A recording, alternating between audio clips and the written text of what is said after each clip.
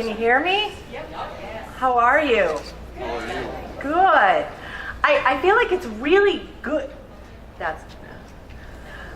I'm just going to give this mean looks. I feel like it's a great title for this, Decision Making Under Stress. As I was walking up here, my foster son's daycare called and said he's a temperature of 103 and someone needs to pick him up, and you have to go through your list of people. I'm lucky that I have a really great village around me, and so many of us have villages that we rely on, that nurture us, that take care of us. And what we're going to talk a little bit about today is a little bit about that village. But first, I'd love to remind us all to breathe. I feel like when I was looking at the schedule for today, I thought to myself, we can look at this in two ways. We can look at this as a really kind of difficult reminder of the work that we do, this idea of sitting with suffering. The fact that we cannot alleviate all suffering. We cannot make people feel better. And this idea of mitigating risk, of reducing harm. As we begin as an organization, as a field, to accept the fact that we can't fix people, that we can't kind of make people stop doing things, we have to accept the fact that we're looking at harm reduction, that we sit with people as they suffer. And so we could look at it as kind of a painful thing, but also how freeing is it to be reminded that we don't fix people. We're not responsible for outcomes. We're responsible for parts of the journey. And so first, what I'd love to do is to remind us to breathe. Maybe just take a few seconds and breathe in and breathe out. And breathe in and breathe out. And I can email this to anybody. We are actually amazingly shitty at breathing.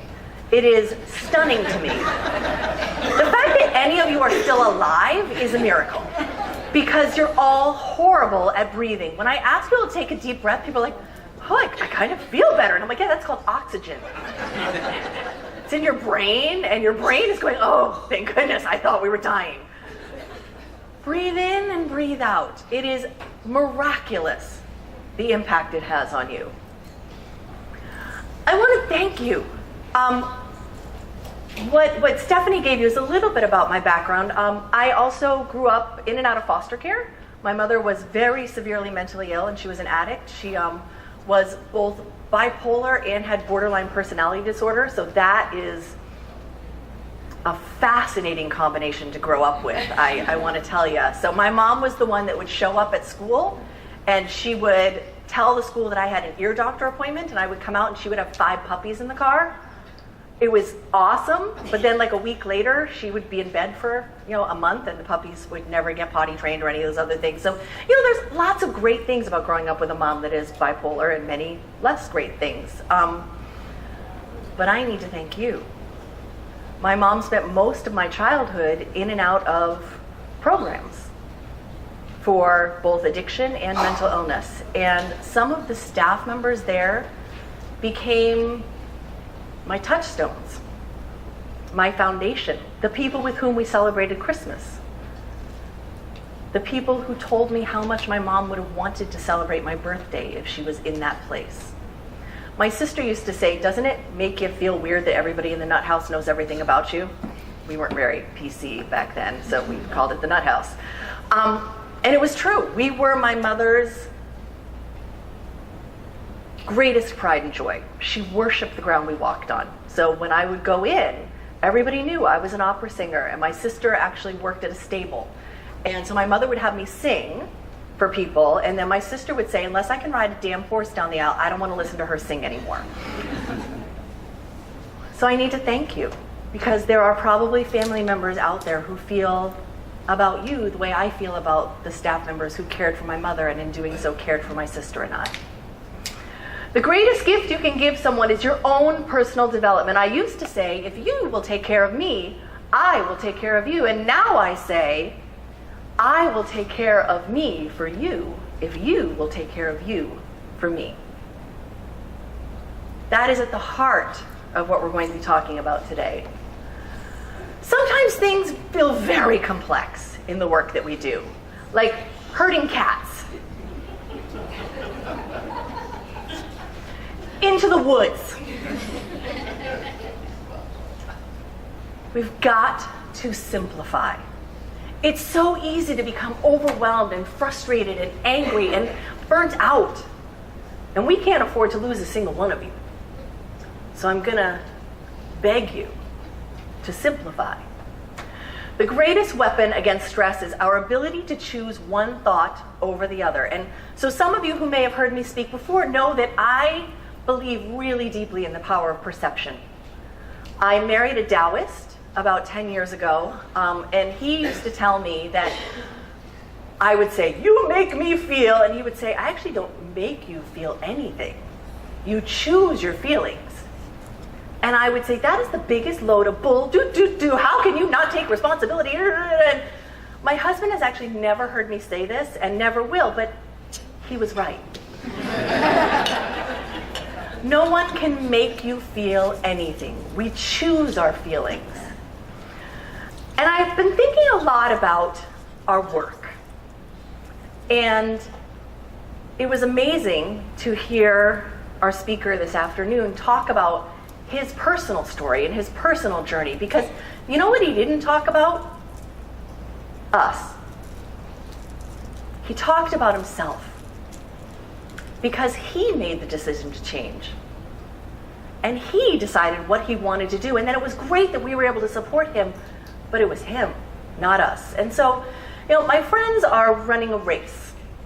And as part of this race, it's a multi-day, 192-mile thing, someone drives a van. I'm going to drive the van. I'm not running the race. That's not a thing. I did a 5K once, and they were picking up the cones as I passed them, each one. Mortifying, completely mortifying. It was everybody's joke was I just want to be faster than Hazel, which is this much older woman who wears a purple sweatshirt. And she was so far ahead of me that I could not even see the purple. I'm not going to run the race. I'm going to drive the van. And the amazing and important thing about driving the van is that I don't run the race. I have all the stuff that the racers need. They ask me for it when they're ready for it. They decide all by themselves when they're going to run and when they're going to ride. And it says specifically in the rules that your driver may not run. Because if you are a runner, you don't have the energy you need to think about and support the people on the road. We are not the runners. We are the van drivers. And when we forget, and when we tell ourselves that we are running beside the person, I've been writing a book for about 150 years, and one of the chapters is Empathy Will Kill You. And I do believe that empathy will kill you. Compassion, amazing. Empathy will kill you, because empathy is when you run the race beside the person. It is not your race to run.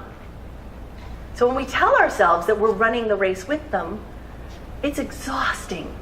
Because when they falter, we feel that we have a need to pick them up. That's not our job. Our job is to drive the van that has all the things they may need and allow them to decide what from the van they want when. And to say to them, "You're doing wonderfully. I am so impressed by you. You have such strength and courage. But I'm not driving the van." If you're running the race, you can't also drive the van. So I'm going to ask you to be a van driver.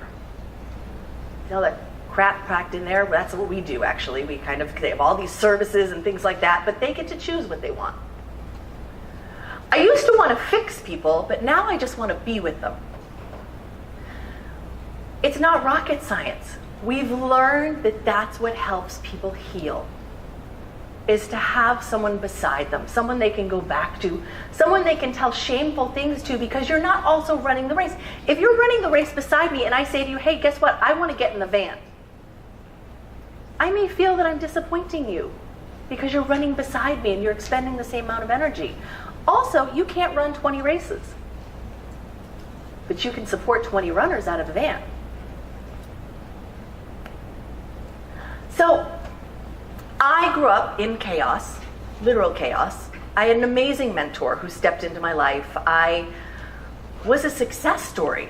I went to New England Conservatory on a scholarship. I lived in Africa for 2 years. I was a lay midwife. I delivered 60 babies. I lived in a hut, no running water, no electricity. I started a foundation for at-risk youth. I went to Harvard. I went to the Kennedy School of Government. I did it with newborns in my lap. I carried 15 newborns with me to the Kennedy School of Government. I bought a condo when I was 30. I was a success story. And yet, I was miserable, painfully, suicidally anxious.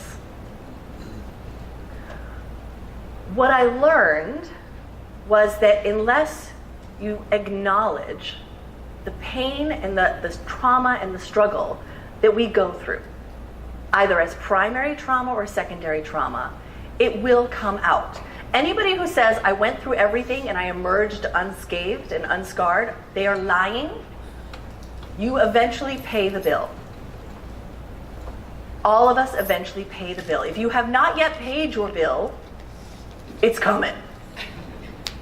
And it's got interest. So I made this decision that I did not want to be this way anymore. I was like, wow, I'm like 32 and I'm freaking miserable. And statistics say I could live for like another 50 years like this. And so I made some really clear decisions about how I wanted to feel. And what I wanted to be was happy.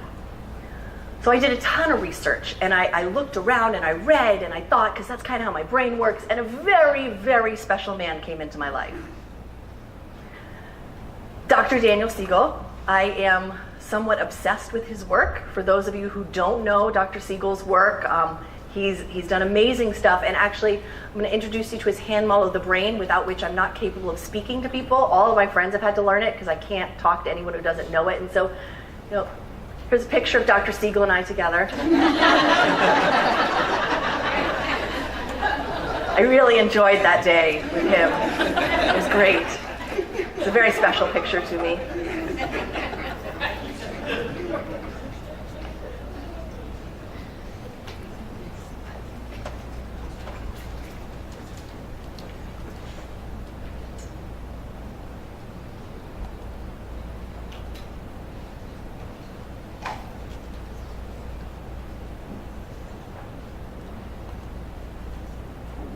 There we go.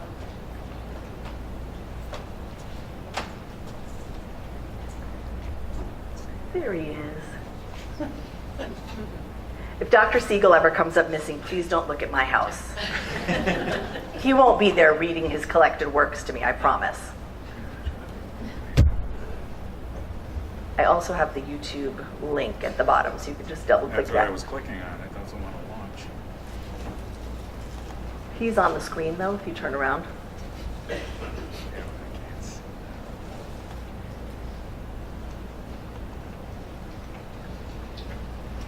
Oh, it's doing it again.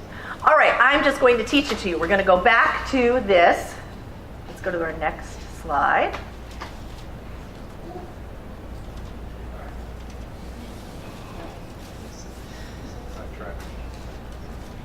Huh?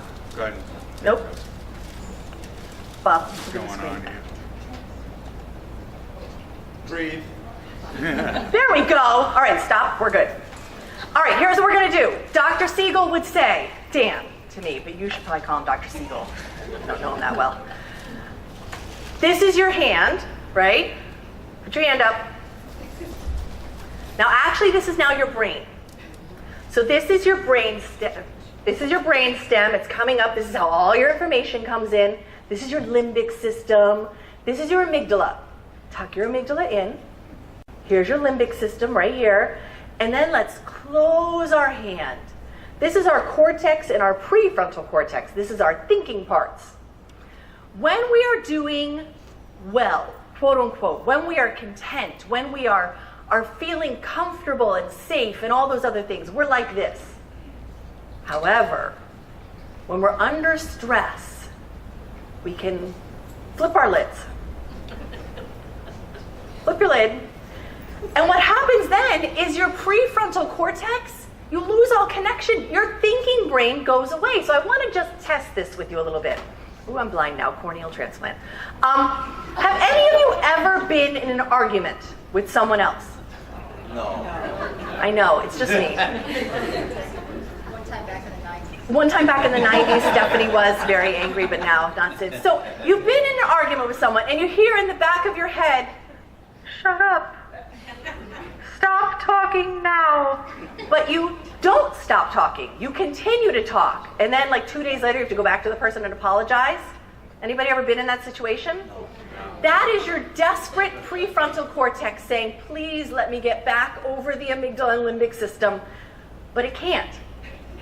Because you're so highly stressed and you're so overwhelmed that it just flips out because it's all fight, flight, freeze in that moment. I have a whole caveman thing I could do for you. We use fight, flight, freeze constantly. We use it when someone titles an email, as I said in my last email. Kablam! I just want to tell you, if you write an email that says, as I said in my last email, you are just writing, "Dear Dummy." No one has ever gotten an email that said that and went, "Aw, isn't that so nice of them?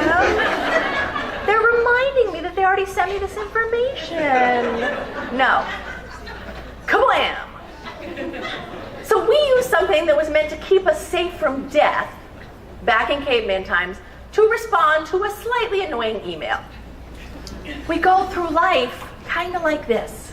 Now, I will tell you, it took me about 2.5 years of really intense self-work to get to a point where I was like this for the first time. I was driving, and I was like, ooh, kind of this warm feeling here. And I'm just driving. Am I having a heart attack? What's going on? I was like, I think I might be content. It was a brand new feeling. This, given the amount of trauma and stress and all this stuff, had never happened for me. For many of the people with whom we work, this may have never happened. And for some of us, it may be a dimly remembered reality. But here's the deal. You've got to spend time like this. First of all, it makes you smarter. Having access to your prefrontal cortex means that you can do a better job of assisting person served. But the other piece is, it makes you healthier. It gives you longevity in this work. It makes it so that when you get home in the afternoon, you're not angry and overwhelmed and upset.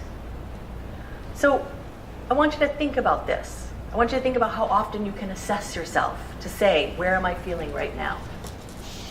Got to spend more time like that. So this is our triune brain model. I'm a little obsessed with this. So, reptilian brain, that survival instinct, all that's asking all the time is, am I safe? Am I safe? Am I safe? Am I safe? Am I safe? Scanning, scanning, scanning.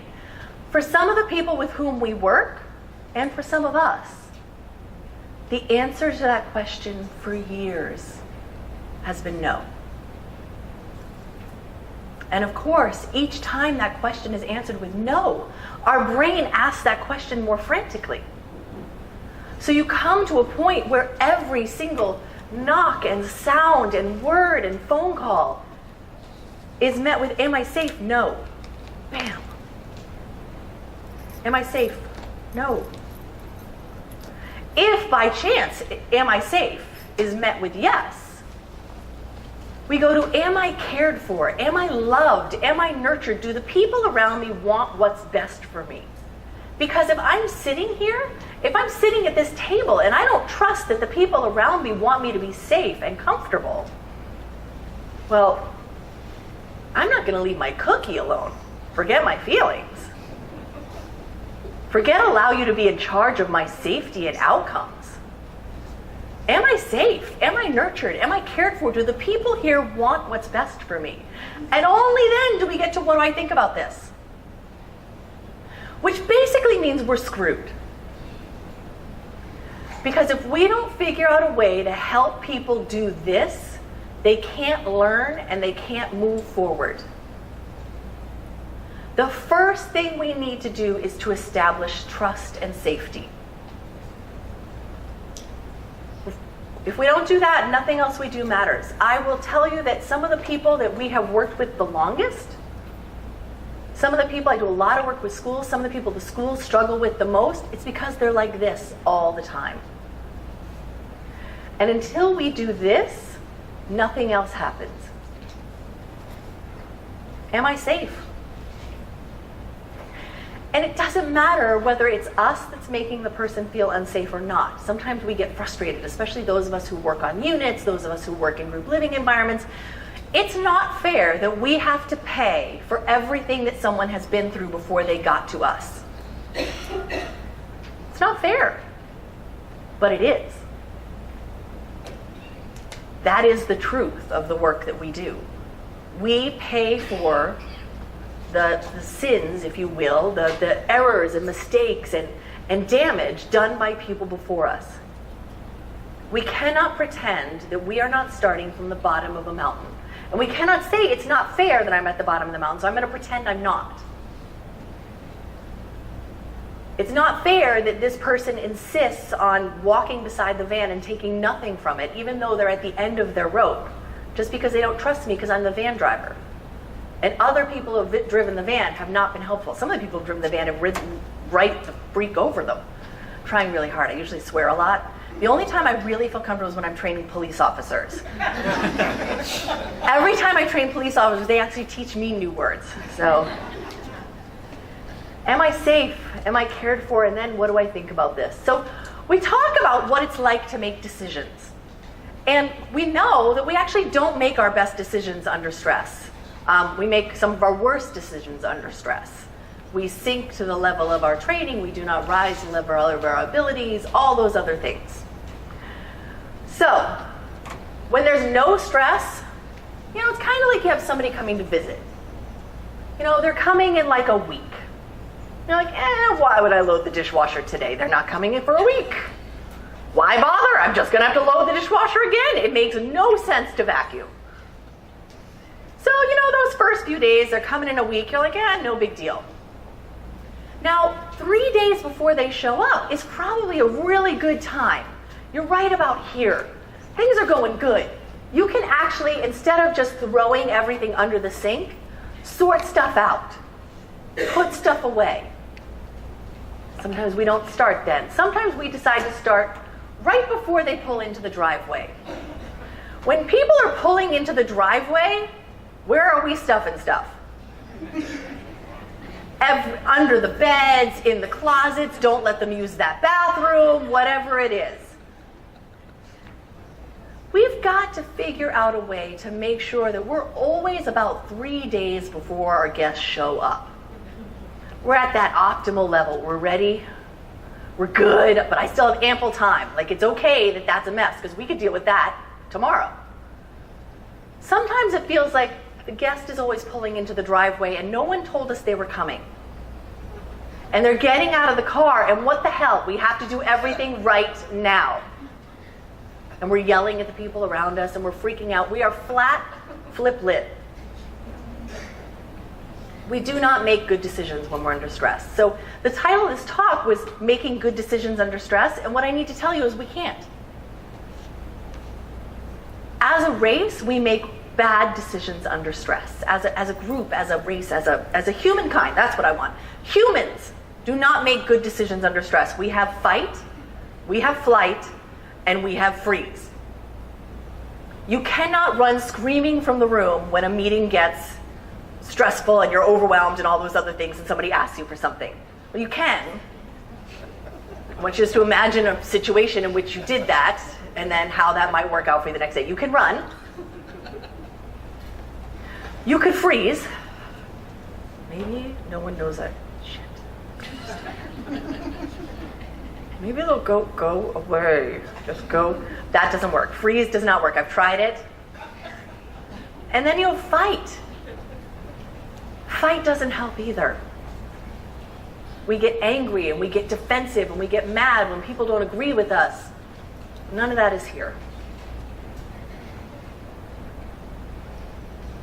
So how do we get our bosses, our colleagues, our friends, our finances, our kids, our future to get it together? You don't. No one is going to change. No one. Nothing is going to get better. So if you're sitting back waiting for things to get better, I'm going to be happy when this person stops doing this wrong, when my boss does this, when this client does this, when my kids, when my this, when my that. I need to let you know it's never going to happen. Because if you predicate being happy on something someone else does, when that thing happens, you're just going to change to something else. I don't know about you, but I have friends who are like, if I could just move to a house, I just want to be in a house. I'm tired of being in a condo. I want to be in a house. And they're in the house, and for like 5 months, the house is awesome. And they're like, you know what would be great is if I had a garage. And I'm like, you know what? I cannot help you. Because it has to come from here. If you're not like this, nothing from outside is going to make you like that. Ask yourself, if I can't avoid it, change it, or make it go away, what if I changed my response? What if I decided to stop letting it bother me? You know, my husband said, I don't make you do anything. You choose your feelings. And I used to go, kablam! Care for yourself every single day. I'm begging you. I'm a Buddhist, so I believe that we come back multiple times. However, I know that I will never live this life again. I will never be with these people. I'll never be with my husband in this role. I will never be with my son in this role again. I want you to remember that you deserve care. If you are not caring for yourself, you cannot drive the van. A runner cannot drive the van. It's not allowed in the rule book. So every day, you need to do something to care for yourself. You need to be honest about your ability to handle stress. How am I doing? And also be honest about what's going on for you, because I don't know about you, but I actually have a life outside of work. Anybody else here have that? One, you know, there's that one person outside of work that you occasionally, no, we all have lives outside of work. So we have these additional stressors. Be honest about what's going on for you. Create and use. You know, we all have these great care plans and sheets that we've all made up, and we're like, yeah, I'll fill in that, and I'll do this, and I'll do that, and then you throw it away, and then you're like, da-da-da-da-da. I did a workshop on positivity maybe like 6 months ago, and I was walking down the hallway about a week later, and this woman saw me, and she was like, damn it! What? She said, oh my God, I went to your workshop on positivity, and I totally meant to be positive this week, and I have not been positive once! I was like, oh, I'm really sorry. Like, you can try again now. Like, you could start today. We all make these great plans, and we're going to change everything, and everything's going to be different. If you don't do it, it won't happen. I promise you. Develop relationships. I love being at events like this when I see the relationships we have. We need a village. You have to develop relationships with one another that allow for honesty and that bring you support. This is your village, right here. I can't help it. There's something in the back of my head that's saying, and that there's probably somewhere in the village. Never mind, I'm going to leave it. We have to learn and develop skills and enhance trainings. You have to continue to learn. You have to continue to grow. How many of you have been in this work for more than 20 years? How many of you feel that the work has changed in that time? We are doing things differently. You know, when I talk to teachers, I often say, for those of you who became a teacher 20 years ago, I apologize. This is not the job you signed up for. And for some of us, it's the same thing. We have changed radically in our approach to person served. And that's not easy. And if we don't continue to grow and learn, it's going to be a very frustrating world in which to work. You know, I could talk to you about the strategies for stress reduction and for caring for self and for self-nurturing, but Siri could also do that. If the work that you're doing could be replaced by Siri, you're not doing good work.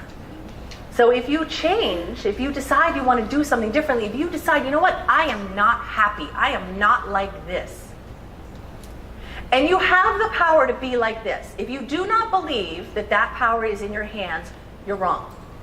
I'm just going to say it. You decide whether or not you're happy. Now, there are terrible things that happen, and there are intense situations, there are all these other things, but you have a baseline, and you can decide if that baseline is happy. So if you decide to do something differently, just ask Siri, Siri, how do I get happier? She'll give you about 1 billion different ways. You can explore them all. And we know that just the act of exploring those opportunities will make you happier. If you keep a gratitude journal, even if you look at your gratitude journal and you say, I can't think of a blessed thing, I am grateful for nothing, you will still be happier. Just from the act of thinking about things to be what's that word? Grateful for. You have the power to live a happier, healthy life. You just have to decide to do so. How to make good decisions under stress? You can't. We simply do not have access to that thinking portion of our brain. We've got to get better at handling our stress. We've got to continually ask ourselves, where am I in the hand model of the brain? Dan taught me, when we met and spent time together, and this picture was taken, that what was happening to me was a process. I was horribly stressed, and my brain was constantly flat out like this, which means that I had almost no chance of learning from my mistakes, developing new strategies, or even growing as a human being until I did this. He taught me I had a lot of power, which was an amazing message. So many times we feel run over by what's happening around us. We're at the mercy of the people and events, but actually we are enormously powerful. You cannot fix anyone else by breaking yourself. It doesn't work. Actually, I just woke up one day and decided I didn't want to feel like that anymore, so I changed. And when we talk to people about their experiences of change, it truly is that dramatic. I'm not going to change, I'm thinking about change, today I'm going to change. Maybe for you, today is the day you're going to change. Today is the day that you're going to decide that you deserve to be happy. You deserve to be content. That's not a heart attack. That warmth is a feeling of satisfaction and comfort. Be in love with your life, every minute of it. I am deeply grateful to each one of you for being here today. I'm deeply grateful to you for the work that you do both inside and outside of the Department of Mental Health. I believe in you deeply, and I appreciate this time that we've spent together and all the time we'll spend together in the future. Thank you so much.